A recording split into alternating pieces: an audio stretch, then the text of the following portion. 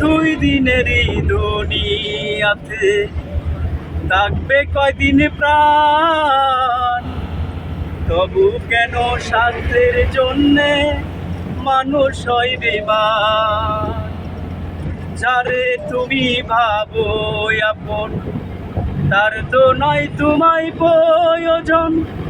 তোমার বুকে রাইকা মাতা করতাছে খবর রে, করতাছে খবর। মানুষ বড়ই স্বার্থপর রে, বড়ই স্বার্থপর।